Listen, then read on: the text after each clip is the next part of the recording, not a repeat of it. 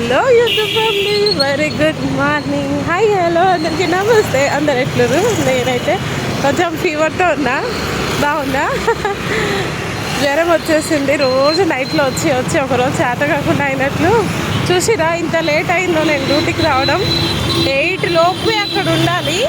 చెప్పాను కదా ఆంటీ లేరు, ఒకదాన్ని చేసుకోవాల్సి వస్తుంది, బిజీగా ఉంటానని.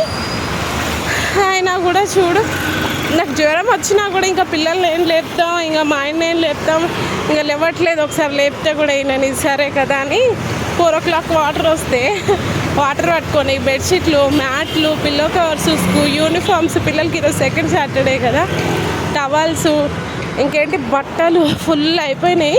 వీక్ వస్తుంది మాకు వాటర్. ఇంకా అన్నీ చేసుకోవాల్సి వస్తుంది కదా.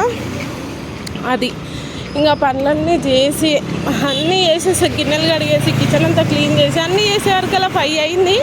ఇంకా నాకు వాటర్లో ఉన్నాను, అసలు జ్వరం కదా చేత కాలేదు. కొద్దిసేపు పడుకొని 6కి లేద్దాం అనుకున్నా. ఎక్కడ ఇంకా తడిసేసాను కదా, ఇంకెక్కువ అయిపోయింది. ఇంకా ఫీవర్ ఫుల్ అయిపోయింది. లేగడానికి చేత అవ్వట్లేదు, హెడేక్ వస్తుంది, తుమ్ములు, చేతులు కాళ్ళు ఆగేస్తున్నాయి. అమ్మ బాబాయ్ అసలు ఏం చేయనని అట్లనే పడుకొని కొంచెం లేట్ అయితే బాగలేదు. ఇగో ఇంత లేట్ అయింది. మా మేడం ఏమో నేను సత్యం థియేటర్ దగ్గర దాకా వచ్చేసిన నడిచి బస్ దిగి మైత్రానంలో మేడం కాల్ చేసింది, ఏం మీనా రావట్లేదా అని.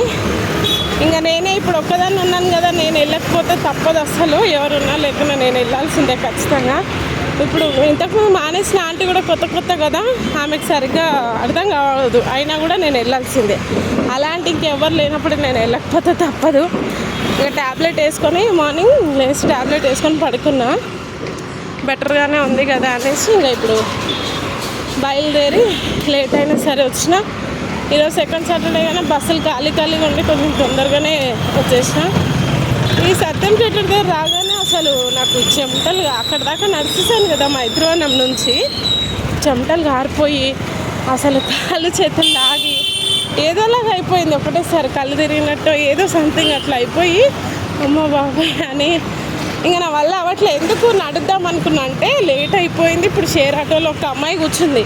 ఇప్పుడు మొత్తం ఫుల్ అయ్యేదాకా వాళ్ళు ఆటో తీయరు. అది నడుద్దాం అనుకున్నా కానీ అసలు ఓపిక అయితే అవ్వలేదు నాకు. ఏం చేస్తామని వచ్చినట్టు ఆటోలోనే కూర్చున్నా. పాపం వాళ్ళు కనీసం ఒక 4 ఎక్కేదాకా ఆటో తీయరు కదా. అంత కొద్దిసేపు అక్కడ లేట్ అయింది ఆటోలో కూర్చొని ఇక ఇప్పుడు దిగేసి వెళ్తున్నాను నడుచుకుంటూ. అయితే మా ఇంటి దగ్గర పిబిఎల్ సిటీ దగ్గర పెద్దమ్మ గుడి కొత్తగా కట్టించారు. అమ్మవారి రాత్రి వచ్చింది. ఇంక ఈ రోజు నుంచి 15th వరకు అమ్మవారివి అవుతూ ఉంటాయి రోజు. ఎవరైనా రావాలనుకునే వాళ్ళు రండి. కాళీ మందిర్, పిరంచెరు, పిబిఎల్ సిటీ, పెద్దమ్మ టెంపుల్ స్టార్ట్ ఈ రోజు నుంచి. అమ్మవారిని కూర్చోబెడుతున్నాం. బోనాలు ఇంకా పూజలు అన్నీ ఉంటాయి. ఓకే మరి నేనైతే వచ్చేసిన. బాయ్, మళ్ళీ మాట్లాడతా.